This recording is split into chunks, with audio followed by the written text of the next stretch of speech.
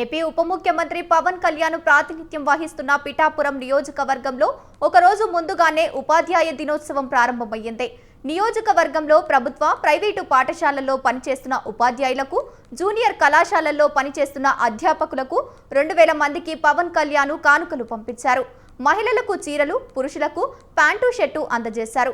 వాటిని ప్రత్యేక టీం పిఠాపురం, కొత్తపల్లి, గొల్లప్రోలు మండలాలు విద్యాశాఖ కార్యాలయాల్లో ఉదయాన్నే పంపిణీ చేసింది. డిప్యూటీ సీఎం కానుకలు పంపడంపై ఉపాధ్యాయులు, అధ్యాపకులు ఆనందం వ్యక్తం చేస్తున్నారు.